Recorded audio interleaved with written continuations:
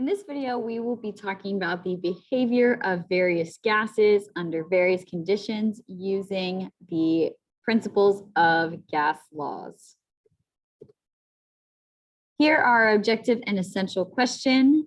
So at the end of this video, you will be able to describe the behavior of an ideal gas under various conditions. And the essential question you should try to answer in your summary at the end of your notes from this video is, how do we describe the behavior of an ideal gas using Boyle's, Charles, and Avogadro's laws?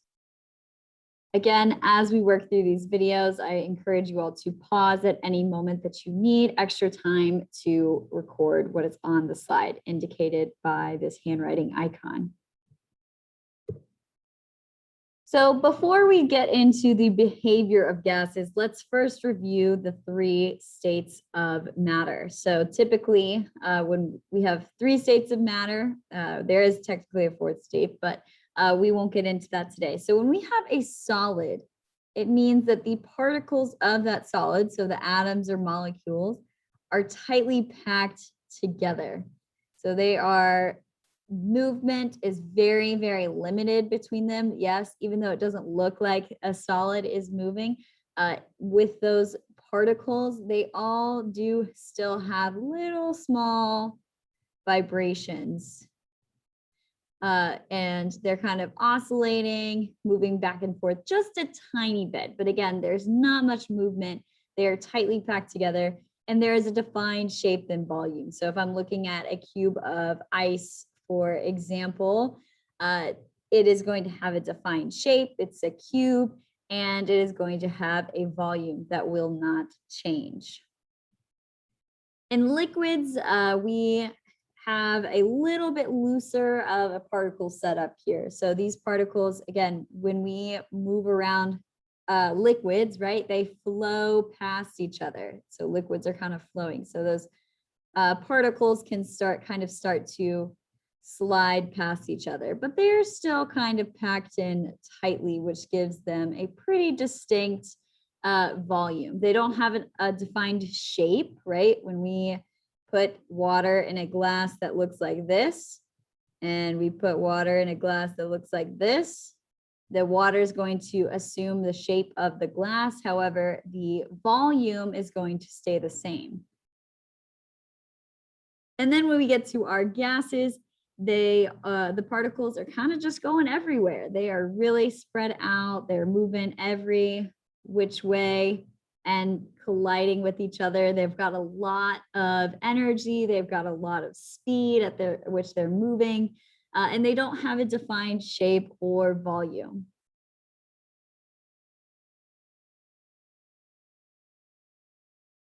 So let's specifically define volume and pressure here. So the volume is the amount of 3D space a substance or object occupies. It is measured in liters or milliliters. And the pressure is the amount of force exerted per unit area. So this is a little bit more of an abstract concept, which we will be going over momentarily. But again, I want y'all to think about a force as kind of the definition of a pressure for our purposes. Pressure is measured in Pascal. This is our SI unit of measurement for pressure, our standard unit. But we also can measure pressure in pounds per square inch, PSI. So if you drive a car, typically the pressure of your tires is measured in PSI, and we also can measure in atmospheric pressure.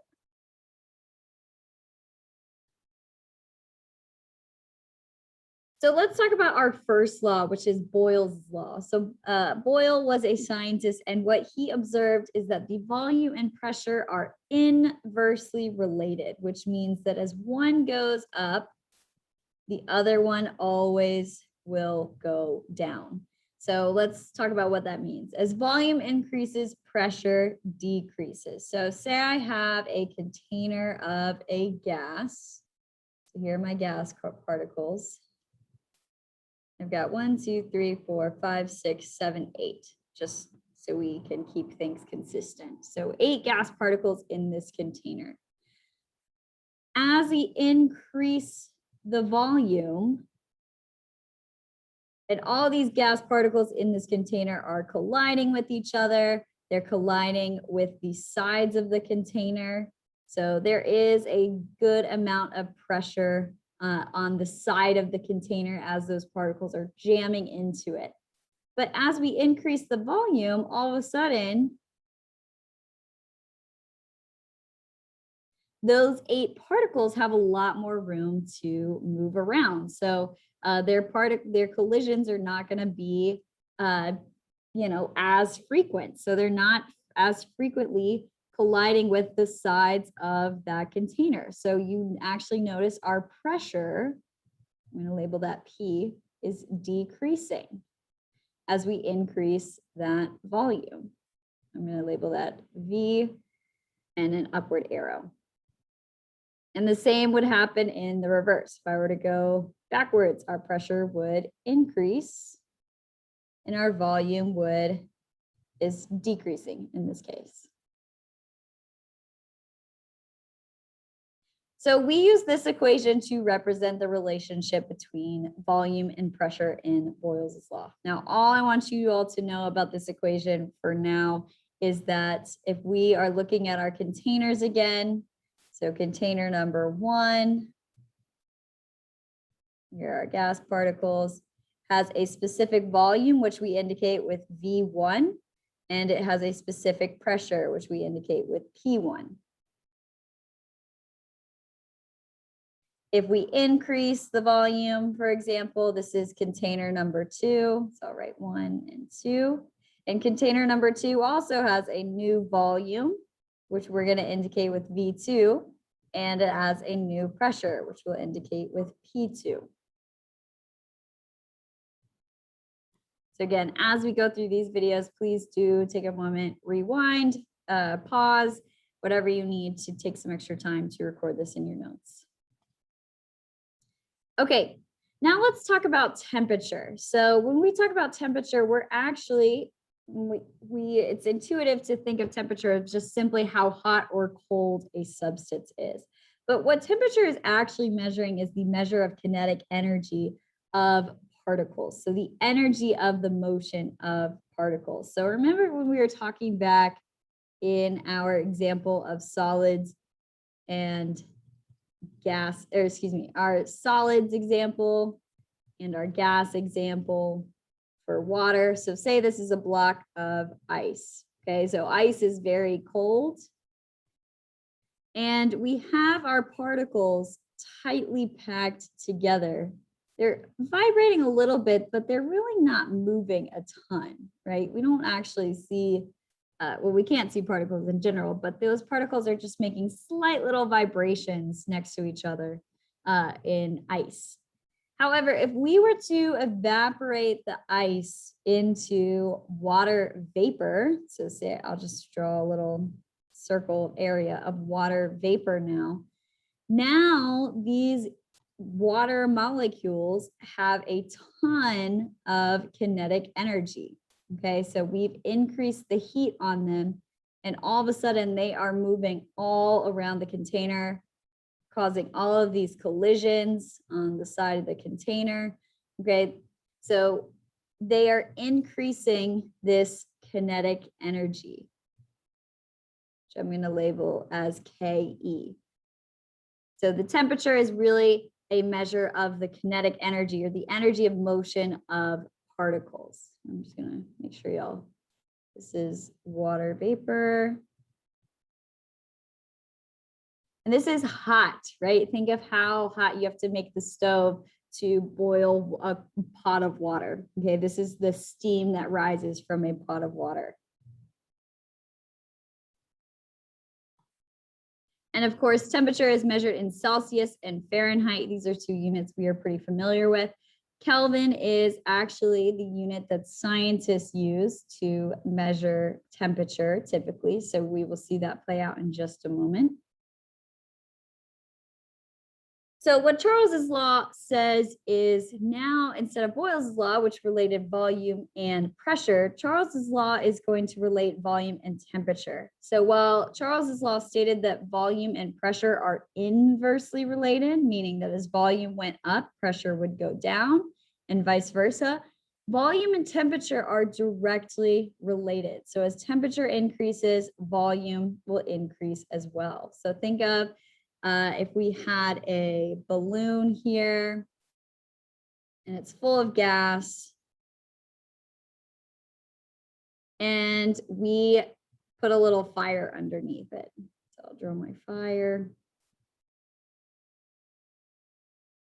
Okay, so we're heating it up. The temperature is increasing. And all of a sudden, we end up with a bigger balloon.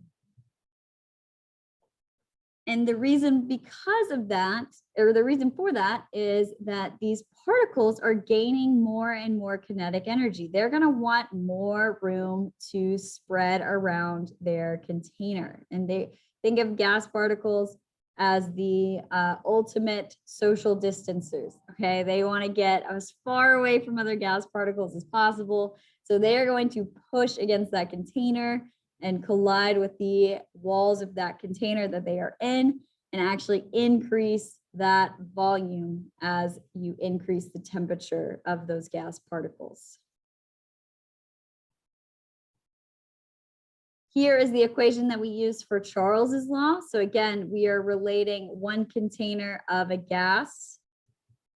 This is container number 1. It has a specific volume indicated by volume 1, and it has a specific temperature indicated by T1. In our new container, maybe say we increase the volume a little bit. This is container number 2. It has a specific volume indicated by V2, and it has a specific temperature indicated by T2. That's all this equation is saying here. Lastly, let's go over Avogadro's law. And Avogadro, he is known for his famous number, 6.022 times 10 to the 23rd. But he also investigated some gas laws. And this is the law he actually came up with, is that volume is directly related to the number of moles of a gas. So think about when you blow up a balloon. Okay, so you are putting your blowing into a balloon, you are putting carbon dioxide into that balloon, into carbon dioxide particles, okay? And let's say we wanted to measure the number of particles in moles, okay? So that's instead of counting out each individual particle, because that would take forever, we're gonna say you had 1 mole of CO2 in this balloon. Then let's say you kept blowing up the balloon even more. Okay, what happens when you keep blowing up a balloon? Well, you're adding more gas. So let's say this had 5 moles of CO2. Remember, you exhale CO2, so you're blowing out into the balloon carbon dioxide gas. Okay, and as you blow more air into a balloon, it expands. That volume gets bigger. So as the number of moles of gas increases, the volume will also increase. And again, think of the ways that gas particles like to be separated from each other. Okay, they are their ultimate social distancers. So if you add more gas particles in a space together, okay, they're going to want a bigger space to spread out from one another. So as you add more gas particles, you need a bigger space to accommodate them all, because they don't want to be up in each other's personal space.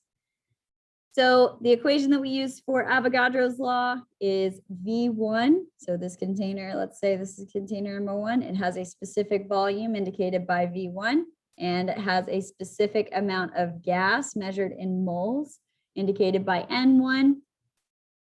As we increase the amount of gas, so say we add more gas, and it's now measuring at a certain new amount of gas indicated by N2, then it is going to increase its volume to another value for volume, which is indicated by V2. So I hope this gives you a good introduction to gas laws, and I look forward to discussing this more with you in class coming up.